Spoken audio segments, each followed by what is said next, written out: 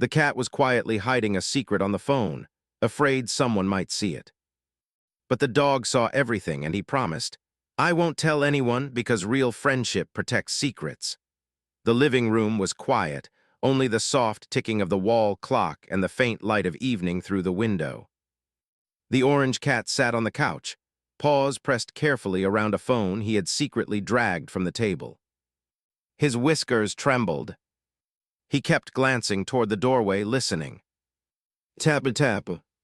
He touched the screen like he had learned from watching the humans. He wasn't playing games. He was opening the gallery and looking at pictures of the family. The little girl laughing. The old man smiling beside the garden. The warm kitchen at night. His eyes softened, like he was remembering something important. He wasn't stealing. He wasn't being naughty. He just wanted to feel close to them when they weren't home.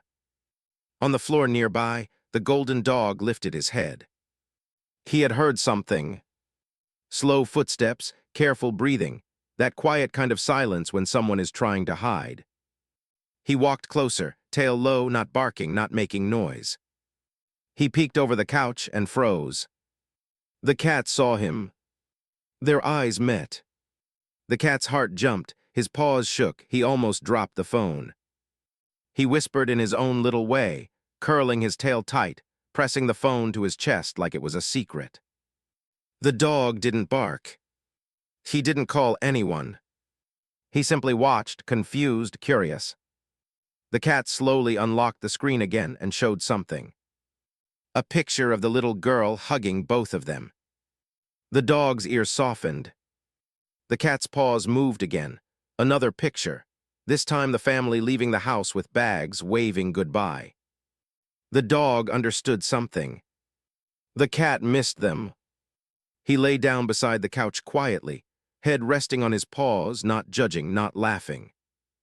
He pretended like he hadn't seen anything. But suddenly, footsteps echoed from the hallway. The front door handle turned. Someone was coming home. The cat's eyes widened. The phone slipped. The dog quickly nudged it back under the pillow with his nose, gently, carefully, like he was protecting the secret. The cat stared at him, breathing fast. The dog gave a tiny nod. And the door slowly began to open. The door opened slowly, and warm evening air moved through the room.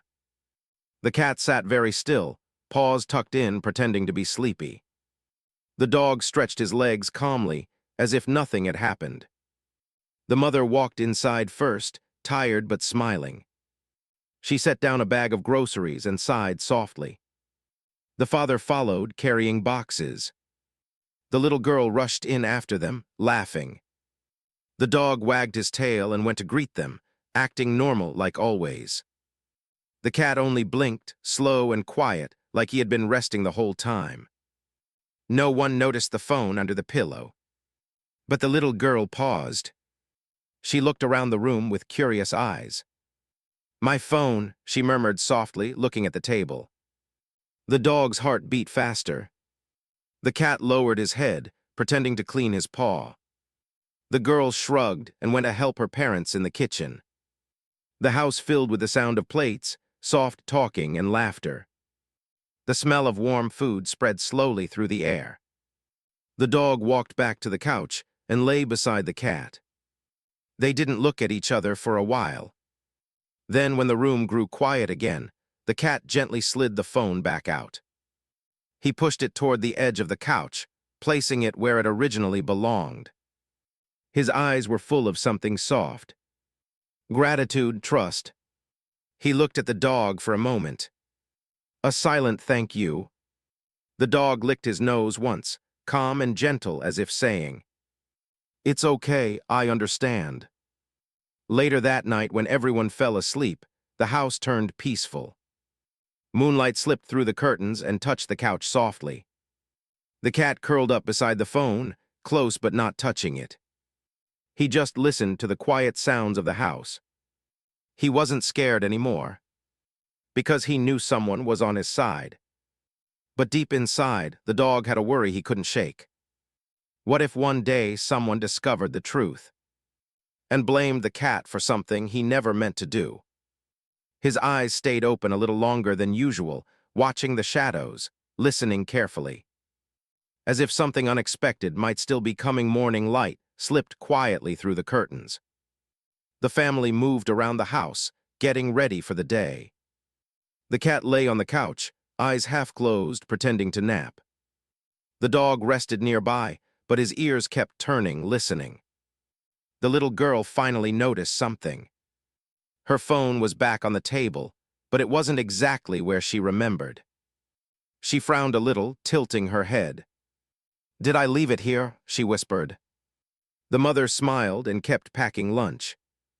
The father tied his shoes near the door. No one thought too much about it. But the girl looked at the cat. Not angry, just curious. Later, when the house became quiet again, the cat slowly climbed onto the couch. He waited, listening carefully. The dog followed him and lay close. The cat hesitated longer this time. His paws hovered over the phone, shaking slightly. He looked at the door. He looked at the windows. He didn't want to get in trouble. But something inside him felt heavy and lonely. Finally, he pulled the phone gently toward him. Tap-a-tap. This time, he opened a video. A recording of the family laughing together during a picnic. The sound was soft and warm. The dog watched his face change. The cat's eyes grew watery, not crying, just full of quiet feeling. He remembered the day the shelter cage closed. The long, empty nights before this home. And how this place finally felt safe. The dog moved closer and rested his head against the cat's shoulder. No words. Just support. But suddenly, footsteps again. The girl came back into the room silently. She stopped. She saw the cat, the phone, the dog beside him. She didn't shout. She didn't run. She just stood there, surprised, confused, trying to understand. The cat froze, paws stuck in place.